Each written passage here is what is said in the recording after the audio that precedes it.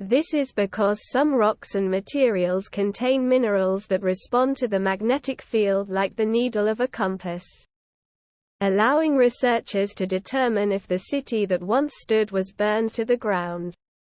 The study, however, also uses ancient inscriptions found at the sites and text from the Old Testament. Findings indicate that the army of Hazael, king of Aram Damascus, was responsible for the destruction of several cities, Telephone Rehoboth, Telephone Zait and Horvat Tevet, in addition to Gath of the Philistines, whose destruction is noted in the Hebrew Bible.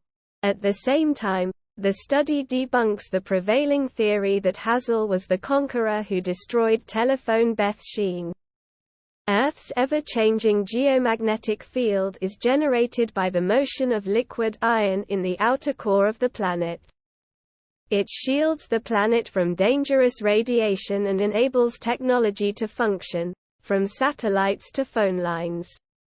Various dating methods have placed the destruction of Gath in the Judean foothills at around 830 BC. But such techniques were unable to verify that Hazael was also responsible for the destruction of Telephone Rehoboth, Telephone Zait and Horvat Tevet.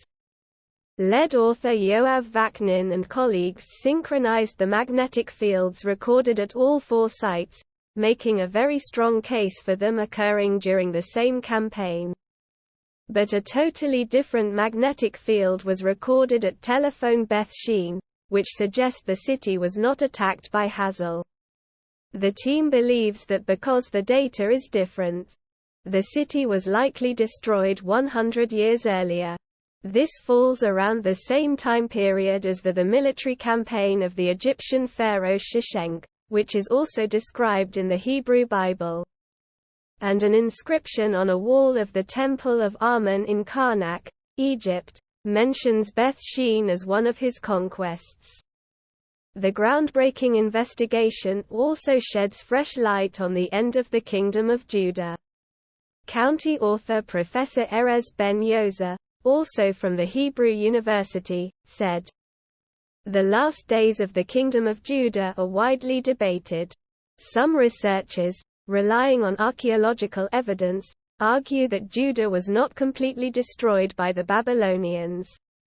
While Jerusalem and frontier cities in the Judean foothills ceased to exist, other towns in the Negev, the southern Judean mountains and the southern Judean foothills remained almost unaffected." Now, the magnetic results support this hypothesis, indicating that the Babylonians were not solely responsible for Judah's ultimate demise. Several decades after they had destroyed Jerusalem and the First Temple, sites in the Negev, which had survived the Babylonian campaign, were destroyed, probably by the Edomites who took advantage of the fall of Jerusalem. This betrayal and participation in the destruction of the surviving cities may explain why the Hebrew Bible expresses so much hatred for the Edomites. For example, in the prophecy of Obadiah, the researchers used archaeological findings collected from the 17 sites over the past several decades, along with the biblical accounts and ancient inscriptions.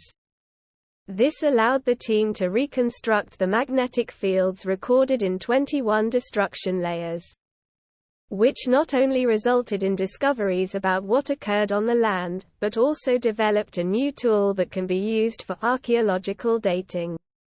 Vaknin explained that, based on the similarity or difference in intensity and direction of the magnetic field, we can either corroborate or disprove hypotheses claiming that specific sites were burned during the same military campaign. Moreover, we have constructed a variation curve of field intensity over time which can serve as a scientific dating tool, similar to the radiocarbon dating method. If you liked the video, please like and subscribe to my channel to stay up to date. Peace for everyone. Thank you very much for visiting my channel. If not difficult, like and subscribe to my channel to always be aware of events. Thank Archaeologists have confirmed biblical accounts of military campaigns against the kingdoms of Israel and Judah by reconstructing the direction and/or intensity of the Earth's magnetic field recorded in burnt remnants found at 21 different sites across Israel. A team of researchers led by Tel Aviv University used a collection of mudstones containing magnetic minerals that record magnetic fields when heated or burned.